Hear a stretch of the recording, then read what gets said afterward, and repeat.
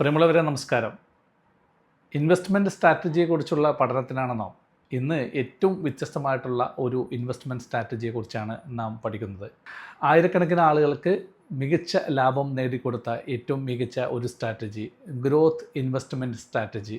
എന്താണ് ഗ്രോത്ത് കമ്പനികൾ, എങ്ങനെയാണ് ഗ്രോത്ത് കമ്പനികളെ കണ്ടെത്തേണ്ടത്, എപ്രകാരമാണ് അത്തരത്തിലുള്ള സ്ഥാപനങ്ങളിൽ നാം ഇൻവെസ്റ്റ്മെൻറ്റ് നടത്തേണ്ടത്, ഇത്തരം വിഷയങ്ങളാണ് ഇന്നത്തെ നമ്മുടെ വിഷയത്തിൽ നാം കൈകാര്യം ചെയ്യുന്നത്.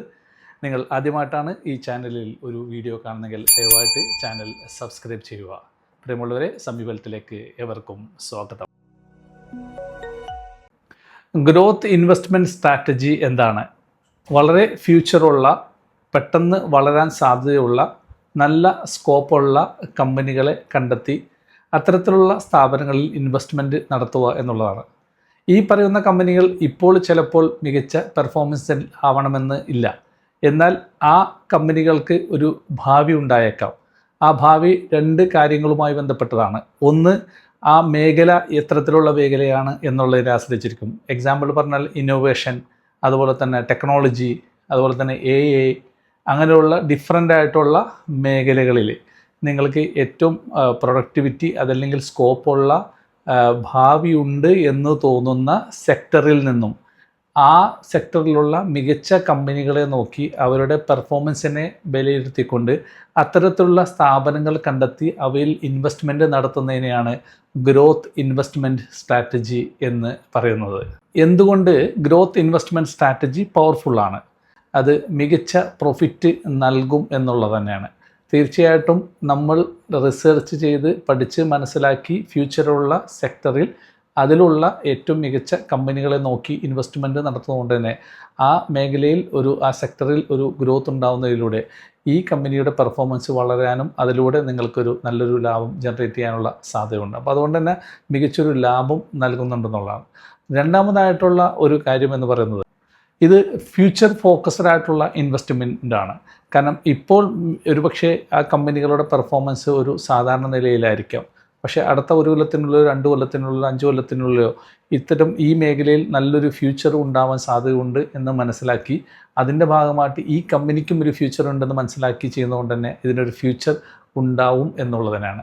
മൂന്നാമതായിട്ട് പറയാൻ പറ്റുന്ന ഒരു പ്രത്യേകത ഫാസ്റ്റ് കോമ്പൗണ്ടിങ് ആണെന്നുള്ളതാണ്. ഇതിൻ്റെ ഗ്രോത്ത് സാധാരണ കമ്പനികൾക്ക് 10%, 20% ഒക്കെ ഒരു വർഷത്തിലുണ്ടാകുമ്പോൾ ഇത്തരത്തിലുള്ള കമ്പനികൾക്ക് 2 ഇരട്ടിയോ 3 ഇരട്ടിയോ ഒക്കെ ഒരുപക്ഷെ നല്ലൊരു മൂവ്മെൻറ്റ് ഉണ്ടാകുന്ന സമയത്ത് ഗ്രോത്ത് നൽകുന്നുണ്ട് എന്നുള്ളതാണ്. അപ്പോൾ അതുകൊണ്ട് തന്നെ ഫാസ്റ്റ് കോമ്പൗണ്ടിങ് ഇതിൽ ലഭിക്കുന്നുണ്ട് എന്നുള്ളത് തന്നെയാണ്.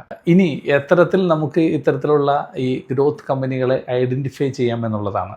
ഇതാണ് ഈ മേഖലയിലെ ഏറ്റവും പ്രയാസകരമായിട്ടുള്ള ഒരു ജോലി എന്ന് പറയുന്നത്. അതുകൊണ്ട് തന്നെ ഓരോ കമ്പനിയെക്കുറിച്ച് പഠിക്കുകയും ആ സെക്ടറിലുള്ള ആ കമ്പനിയുടെ മൂവ്മെൻറ്റിനെ കുറിച്ച് പഠിക്കുകയും അതിൻ്റെ വളർച്ചയെ നോക്കിക്കൊണ്ട് ആ വളർച്ചയെ ഭാവിയെ നോക്കിക്കൊണ്ട് ഇൻവെസ്റ്റ് ചെയ്യുകയും ചെയ്യുക എന്നുള്ളതാണ് ഇതിൽ ഏറ്റവും പ്രധാനപ്പെട്ട ഒരു കാര്യം എന്ന് പറയുന്നത്. രണ്ടാമത്തത്, ആ കമ്പനിയെക്കുറിച്ച് പഠിക്കുമ്പോൾ വളരെ കൃത്യമായിട്ട് മനസ്സിലാക്കേണ്ടത് ആ കമ്പനിയുടെ മാനേജ്മെൻറ്റ് എത്തരത്തിലുള്ള മാനേജ്മെൻ്റ് ആണെന്ന് കൃത്യമായിട്ട് പഠിക്കാൻ ശ്രമിക്കുക എന്നുള്ളതാണ്. കൃത്യമായിട്ടുള്ളൊരു വിഷനുള്ള ഒരു മാനേജ്മെൻ്റ് ആണോ, അവരുടെ ഫ്യൂച്ചർ പദ്ധതികൾ അങ്ങനെയുള്ളതാണോ എന്നുള്ളതൊക്കെ നോക്കുക എന്നുള്ളതാണ്. മൂന്നാമത്തത്, അവർക്ക് കൃത്യമായിട്ടുള്ള ഇന്നോവേറ്റീവ് ആയിട്ടുള്ള പ്രൊഡക്റ്റുകൾ അവർ ലോഞ്ച് ചെയ്യുന്നുണ്ടോ, ഭാവിയെ കണ്ടുകൊണ്ട് ഫ്യൂച്ചറിനെ കണ്ടുകൊണ്ടുള്ള വളരെ കൃത്യമായിട്ടുള്ള ഇന്നോവേറ്റീവ് ആയിട്ടുള്ള പ്രൊഡക്റ്റുകൾ അവർ ലോഞ്ച് ചെയ്യുന്നുണ്ടോ എന്ന് നിങ്ങൾക്ക് തീർച്ചയായിട്ടും നോക്കാവുന്നതാണ്. അതുപോലെ തന്നെ ഏറ്റവും ഇമ്പോർട്ടൻ്റ് ആയിട്ടുള്ള കാര്യം അത് ഏത് മേഖലയിലാണ് എന്നുള്ളത് വളരെ ശ്രദ്ധിക്കേണ്ട ഒരു കാര്യം തന്നെയാണ്. എക്സാമ്പിൾ AI, റോബോട്ടിക് ആയിട്ടുള്ള മേഖലകൾ, അതുപോലെ തന്നെ റിന്യൂവബിൾ എനർജി, അതുപോലെ തന്നെ വ്യത്യസ്തമായിട്ടുള്ള ടെക്നോളജികൾ, ഇനി ഫ്യൂച്ചറുള്ള ചില മേഖലകൾ, കൂടുതൽ ഗവൺമെൻറ്റിൻ്റെ പദ്ധതികളും സഹായങ്ങളും ലഭിക്കാൻ സാധ്യതയുള്ള സെക്ടറുകൾ, ഇത്തരം സെക്ടറുകൾ കൂടി പരിഗണിച്ചുകൊണ്ടാണ് നമ്മൾ ഈ ഗ്രോത്ത് കമ്പനികളെ സെലക്ട് ചെയ്യേണ്ടത്. ഇനി ഗ്രോത്ത് ഇൻവെസ്റ്റ്മെൻറ്റ് സ്ട്രാറ്റജി എങ്ങനെയാണ് വർക്ക് ചെയ്യുന്നത്? ഇതിൽ പ്രധാനമായിട്ടും 4 കാര്യങ്ങളാണ് ശ്രദ്ധിക്കേണ്ടത്. ഏതൊരു കമ്പനിയും അതിൻ്റെ ഏർലി സ്റ്റേജിൽ കണ്ടെത്തുക എന്നുള്ളതാണ്. അത്തരത്തിലുള്ള കമ്പനികളെ അതിൻ്റെ തുടക്ക കാലഘട്ടത്തിൽ കണ്ടെത്തിയാൽ തീർച്ചയായിട്ടും അതൊരു വലിയൊരു സക്സസ്ഫുൾ ആയിട്ടുള്ള മൂവ്മെൻ്റ് ആയിരിക്കും എന്നുള്ളത്. അപ്പോൾ അതുകൊണ്ട് എൻ്റെ ഏർലി സ്റ്റേജിൽ അത് കണ്ടെത്തുക എന്നുള്ളതാണ്. രണ്ടാമത്തത് അത്തരം കമ്പനികളെ കണ്ടെത്തി പഠിച്ച് മനസ്സിലാക്കിയതിന് ശേഷം അതിൽ ഇൻവെസ്റ്റ് ചെയ്തതിന് ശേഷം മാർക്കറ്റിൽ നടക്കുന്ന മറ്റു നോയ്സുകളൊന്നും മൈൻഡ് ചെയ്യാതിരിക്കുക. മാർക്കറ്റിൽ പലതരത്തിലുള്ള പല ഫ്ലക്ച്വേഷനുകളുണ്ടാവും, പല കൈൻഡ് ഓഫ് ടോക്കുകളുണ്ടാവും. ഇതിനൊന്നും മൈൻഡ് ചെയ്യാതെ ആ കമ്പനിയിൽ പൂർണ്ണമായിട്ടും വിശ്വസിച്ചുകൊണ്ട് ആ കമ്പനിയുടെ ഗ്രോത്തിൽ ഫോക്കസ് ചെയ്തുകൊണ്ട് ഇൻവെസ്റ്റ് ചെയ്യുക എന്നുള്ളതാണ് അത്തരത്തിൽ നമ്മൾ ശ്രദ്ധിക്കേണ്ട കാര്യം. മൂന്നാമതായിട്ട് നമ്മൾ ശ്രദ്ധിക്കേണ്ടത് ലോങ് ടൈമിലേക്ക് അത് ഹോൾഡ് ചെയ്യുക എന്നുള്ളത്. ചുരുങ്ങിയത് ഒരു 5 വർഷത്തേക്കോ 6 വർഷത്തേക്കോ 8 വർഷത്തേക്കോ 10 വർഷത്തേക്കെങ്കിലും പിന്നെ നമ്മുടെ ഈ ഒരു കമ്പനിയിലുള്ള ഇൻവെസ്റ്റ്മെൻറ്റിനെ ഹോൾഡ് ചെയ്യുക എന്നുള്ളതാണ് മൂന്നാമതായിട്ട് നമ്മൾ എടുക്കേണ്ട ഒരു സ്ട്രാറ്റജി എന്ന് പറയുന്നത്. അതുപോലെ തന്നെ നാലാമതായിട്ട് അവസാനമായിട്ട് നമ്മൾ ശ്രദ്ധിക്കേണ്ട ഒരു കാര്യം എന്ന് പറയുന്നത് പോർട്ട്ഫോളിയോ ഡൈവേഴ്സിഫൈ ചെയ്യുക എന്നുള്ളതാണ്. സ്വാഭാവികമായിട്ടും വ്യത്യസ്തമായിട്ടുള്ള കമ്പനികൾ ഉണ്ടാവും, അതുപോലെ തന്നെ വ്യത്യസ്തമായ സെക്ടറുകളുണ്ടാവും. അങ്ങനെ ഗ്രോത്ത് ഉണ്ടാവാൻ സാധ്യതയുള്ള കമ്പനികളെ കണ്ടെത്തി ആ മേഖലയിലുള്ള ആ സെക്ടറിലുള്ള വ്യത്യസ്തമായിട്ടുള്ള 1-2 ഡിഫറെൻറ്റ് കമ്പനികളിൽ ഫോക്കസ് ചെയ്ത് ഇൻവെസ്റ്റ് ചെയ്യുക എന്നുള്ളതാണ്. എല്ലാ ഫണ്ടും ഒരു പ്രത്യേക സെക്ടറിൽ ഒരു കമ്പനിയിൽ മാത്രം ഇൻവെസ്റ്റ് ചെയ്ത് 1-2-3 സെക്ടറുകൾ കണ്ടെത്തി ആ കണ്ടെത്തിയ സെക്ടറുകളിൽ കൃത്യമായിട്ട് ഡിഫറൻ്റ് ആയിട്ടുള്ള 1-2 കമ്പനികളിൽ ഏറ്റവും പെർഫോംസ് ചെയ്യുന്ന സാധ്യതയുണ്ടെന്ന് നമുക്ക് മനസ്സിലാക്കാൻ സാധിക്കുന്ന ഏറ്റവും നല്ല റേറ്റിൽ കിട്ടുന്ന കമ്പനികളിൽ ഇൻവെസ്റ്റ് ചെയ്യാന്നുള്ളത്. അപ്പോൾ ഇത്രയും 4 കാര്യങ്ങൾ ശ്രദ്ധിച്ചാൽ തന്നെ നിങ്ങൾക്ക് ഈ പറഞ്ഞ ഗ്രോത്ത് ഇൻവെസ്റ്റ്മെൻറ്റ് സ്ട്രാറ്റജി വളരെ ഭംഗിയായിട്ട് ഇംപ്ലിമെൻറ്റ് ചെയ്യാൻ സാധിക്കുമെന്നുള്ളതാണ്. ഇനി ഈ ഗ്രോത്ത് ഇൻവെസ്റ്റ്മെൻറ്റ് സ്ട്രാറ്റജി ആർക്കെല്ലാം സാധിക്കുമെന്ന് ചോദിച്ചാൽ ഇത് ഏറ്റവും മികച്ചത് ചെറുപ്പക്കാരായിട്ടുള്ള ആളുകൾക്കാണ്. കാരണം ഒരു 25 വയസ്സിൻ്റെയും 40 വയസ്സിൻ്റെയൊക്കെ ഇടയിലുള്ള 45 വയസ്സിൻ്റെയൊക്കെ ഇടയിലുള്ള ചെറുപ്പക്കാരായിട്ടുള്ള ആളുകൾക്ക് തീർച്ചയായിട്ടും ഇത്തരത്തിലുള്ള ശ്രമങ്ങൾ നടത്തുന്നതിലൂടെ വലിയ മാറ്റങ്ങളുണ്ടാവും. ഇതിൽ എല്ലാം സക്സസ് ആവണമെന്നില്ല. എന്നാൽ ചിലപ്പോൾ നമ്മളൊരു 5 കമ്പനിയിലോ 10 കമ്പനിയിലോ ഒക്കെ ഇത്തരത്തിൽ ഇൻവെസ്റ്റ്മെൻറ്റ് ചെയ്താൽ 2, 3, 4, 5 കമ്പനിയിലൊക്കെ ഉള്ള ഇൻവെസ്റ്റ്മെൻറ്റുകൾ തന്നെ മതി നമ്മളെ വലിയൊരു ഫൈനാൻഷ്യൽ ഗ്രോത്തിലേക്ക് നമ്മൾ എത്തിക്കാൻ വേണ്ടി. അപ്പോൾ അതുകൊണ്ട് ചെറുപ്പക്കാരായിട്ടുള്ള ആളുകൾക്ക് ഇത് വളരെ നല്ലതാണ്. അതുപോലെ തന്നെ ബിസിനസ് ചെയ്യുന്ന ആളുകൾക്കും തീർച്ചയായിട്ടും ഇത്തരത്തിലുള്ള കമ്പനികൾ കണ്ടെത്തി അതിൽ ഇൻവെസ്റ്റ് ചെയ്ത് വിശ്വാസം അർപ്പിക്കുന്നതിൽ നല്ലൊരു ഓപ്ഷൻ തന്നെയാണ്. പിന്നെ ഇതിൽ ലോങ് ടൈം ഇൻവെസ്റ്റ്മെൻറ്റ് ചെയ്യാൻ ആഗ്രഹിക്കുന്ന ആളുകൾക്ക് ഇത്തരത്തിലുള്ള കമ്പനികളെ കണ്ടെത്തി ഇൻവെസ്റ്റ്മെൻറ്റ് ചെയ്യുന്നത് നല്ലൊരു ഓപ്ഷനാണ്. ലോങ് ടൈം ഇൻവെസ്റ്റേഴ്സിനും ഇത് നല്ലൊരു ഓപ്ഷനാണ്. പിന്നെ ഇതിൽ ഒരു മോഡറേറ്റ് റിസ്ക് ഉണ്ട്. ഞാൻ നേരത്തെ പറഞ്ഞതുപോലെ തന്നെ എല്ലാ കമ്പനികളും പെർഫോം ചെയ്യണമെന്ന് യാതൊരു ഉറപ്പുമില്ല. അപ്പോൾ അതുകൊണ്ട് നമ്മൾ കണ്ടെത്തിയ ഒരു 5-10 കമ്പനികളിൽ ചിലപ്പോൾ 2-3 കമ്പനികൾ പെർഫോം ചെയ്താൽ തന്നെ മറ്റ് കമ്പനികളിൽ എന്തെങ്കിലും നഷ്ടം ഉണ്ടായാൽ തന്നെ അത് ഉൾപ്പെടെ നമുക്ക് മേക്ക് ഓവർ ചെയ്ത് എടുക്കാൻ പറ്റുന്ന രീതിയിലാണ്. അപ്പോൾ അതൊരു മോഡറേറ്റ് റിസ്ക് ബെയർ ചെയ്യാൻ പറ്റുന്ന, ഉൾക്കൊള്ളാൻ പറ്റുന്ന ആളുകളാണ് ഇതിൽ ഇൻവെസ്റ്ററായിട്ട് കടന്നു വരുന്നത്.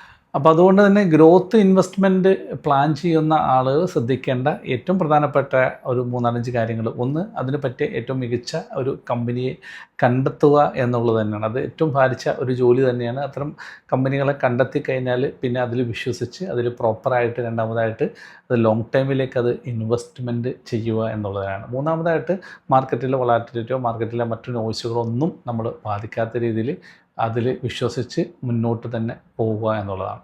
പിന്നെ വളരെ ശ്രദ്ധിക്കേണ്ടത് കഴിയുമെങ്കിൽ അതൊരു SIP മോഡിൽ ചെയ്തു കൊണ്ടുപോകാൻ പറ്റും. നമുക്കൊരു ഫ്യൂച്ചർ ഉണ്ട് എന്ന് വിചാരിക്കുന്ന കമ്പനിയെ ഒറ്റയടിക്ക് ഇൻവെസ്റ്റ് ചെയ്യണമെന്ന് നിർബന്ധമില്ല. അതിൽ നമുക്കൊരു ഫ്യൂച്ചർ ഉണ്ടെങ്കിൽ അത് സ്വാഭാവികമായിട്ടും മാസം ഒരു എമൗണ്ട് വെച്ചിട്ട് അതിൽ ഇൻവെസ്റ്റ് ചെയ്ത് സ്റ്റോക്ക് വാങ്ങുകയോ അല്ലെങ്കിൽ പർച്ചേസ് ചെയ്ത് പോവുകയോ ഇൻവെസ്റ്റ് ചെയ്ത് പോവുകയോ ചെയ്യുന്ന രീതിയിൽ നിങ്ങൾക്ക് ചെയ്തു പോകുന്നതും നല്ലൊരു കാര്യമാണ് എന്നുള്ളതാണ്. പിന്നെ ഇതിൽ റിസൾട്ടും കാര്യങ്ങളൊന്നും നമ്മൾ എപ്പോഴും നോക്കേണ്ട. നേരത്തെ പറഞ്ഞ പോലെ തന്നെ നമ്മൾ ക്വാർട്ടർലിയൊക്കെ റിസൾട്ട് വരുമ്പോൾ അതിൻ്റെ പെർഫോമൻസ് എങ്ങോട്ടേക്കാണ് പോകണേ എന്ന് നോക്കാം.